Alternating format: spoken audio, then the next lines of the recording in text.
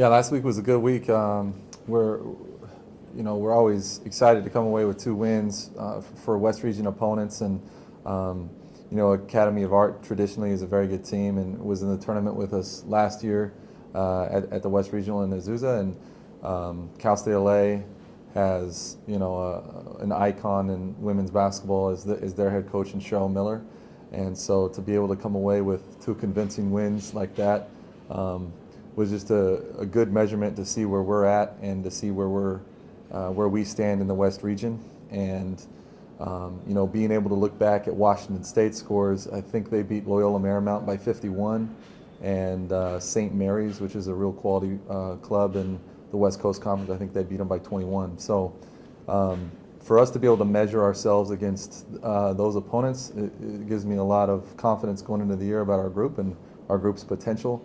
And then playing Post is a Division II out of Connecticut.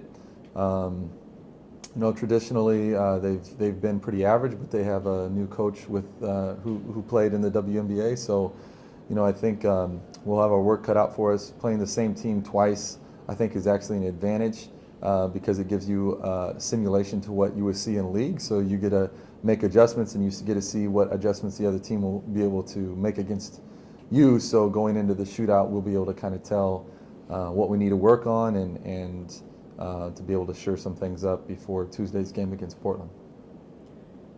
Speaking of those convincing wins, I mean, is it hard to step away from blowouts like that and know, what's weak or what's working? Well, at Academy of Art, there were a couple things that stood out to me right before halftime. We got a little lazy and a little sloppy in certain areas, and I think it was kind of a reality check for our ladies that if we don't play at 100% and stay focused in on what our game plan is and what we're trying to do to our opponent, that people can hang around with us. And I think in those blowout wins, I don't necessarily think we're 40 points better than other teams, but I do think we're 40 points deeper than other teams. And our ladies coming off the bench, our practices are intense.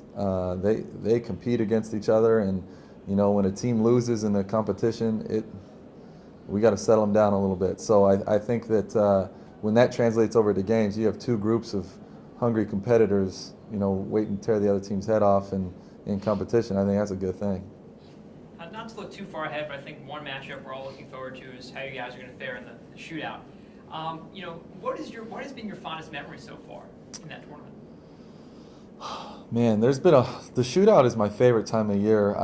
Growing up here as a kid, being able to watch the shootout, and even when the Dukes and UMass and those types of teams were coming in, and even to last year and the year before, getting to watch Mercer come up and play some, see some really good tournament teams on the men's side. But I think one of my favorite memories, or the one that stands out to me the most, would either be last year against Pepperdine when we beat them pretty bad, and just kind of showed the level of student athletes that we have here that can compete at a lot of levels.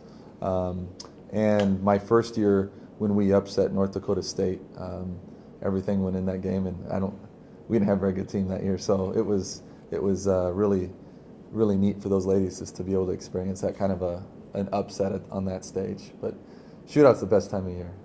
How do you feel that this tournament kind of replaces Alaska on the basketball map?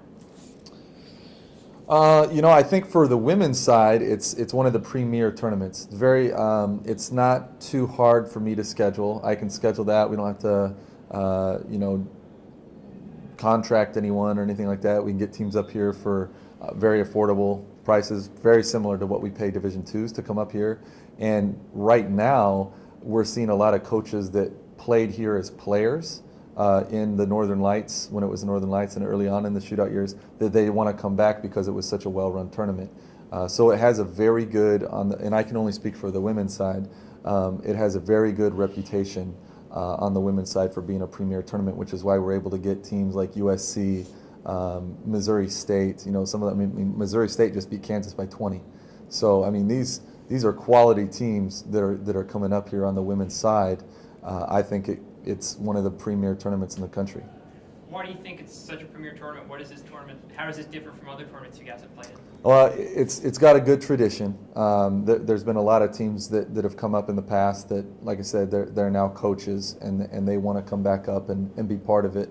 I think the community in general supports women's athletics at a very high level, and I think more so than the student athlete experience here as a female student athlete, you're getting one on par as at a high major. Your games are televised throughout the state. The media coverage covers our particular athletics program like a high major Division I. And this kind of thing, for us to be able to have this opportunity to be in a public forum like this and talk about our program, that doesn't happen at the mid-major level like a UNLV or Boise State or somewhere like that. From that standpoint, I think a lot of those high major schools want to be part of this, and I think that's what makes it pretty attractive. We're kind of squeezed into the auxiliary gym this last week. I know it was packed in there. First up, what was it like kind of playing in there? And then you guys excited to get back into the main gym? As players, we're just excited to play ball. We don't really care, what facility it's in as long as we get to play. So, every gym's nice here, so, we just are excited to play. And what is it that you're noticing about this year's team from what the squad accomplished a year ago? Last year's squad obviously was very successful, but this year I think a big difference would be our team camaraderie. Like, we are really all for each other, and that's really exciting to be a part of. I can't really speak because I wasn't a part of last year's team, but I just feel from the returners, they really say that together, we're all about team, and that's really exciting. It seemed in Saturday night's game, it literally was a story of two halves. It seemed like the first half just kind of struggled. It's like, that, as a fan watching the game, you knew that something's got to kick in, that you're going to wake up at some point. And then the second half, you just came out like gangbusters. What did you learn about yourselves from this weekend's games? I think a big thing that we're taking from last weekend was, like Coach said, we really need to be 100% in at all times throughout the game. Lapses will happen, but anyone can play with us if we're not prepared and we're not ready. So we just need to make sure that, we understand that and that we give our all game long. Just exactly how you thought you guys would open the season, practically doubling up your first two opponents? Yes. Our preseason is very difficult, and from what I know from other players on other teams, we work very hard, maybe even harder. Preseason, we want our opponents to go through what we went through, and from all that hard work, it'll pay off, and I think we saw a little payoff this weekend from all the hard work that we've put in so far. What were some of those things you guys were doing in the off season, getting ready for the season? Just conditioning as a team. Our conditioning was pretty difficult, from running up the sand dunes, from, the 1.5 mile timed run, just things like that, just team sprints that we're always competing. So I think that just really helped us. How much is the team looking forward to the shootout? I know you said you weren't part of last year's team, but it must be a cool feeling to get back out there for a tournament like this. Oh, for sure. Everyone knows of the Great Alaskan Shootout. I'm from Utah, and I've heard about it since I was a kid. All the newbies, we're all really excited to be a part of it. Of course, the returners, they know more about it, and they're still excited. So you mentioned you heard about it when you were a kid. How do you think word traveled that fast? How did it get so popular? Like Coach said, I just think the tradition. Some hometown schools have played in it, and from Utah coming up to Alaska, everyone's like, why would you do that? Why would you go to a tournament clear up there? And then you look into the tournament and the tradition and all the great upsets and things like that. And it's just a cool environment, a cool tournament. And going back to the chemistry, a lot of new faces this year, obviously yourself included. A few games in now, how have you kind of seen you guys, the team, kind of connect as a whole, and everybody just kind of connect with that chemistry so early on in the season?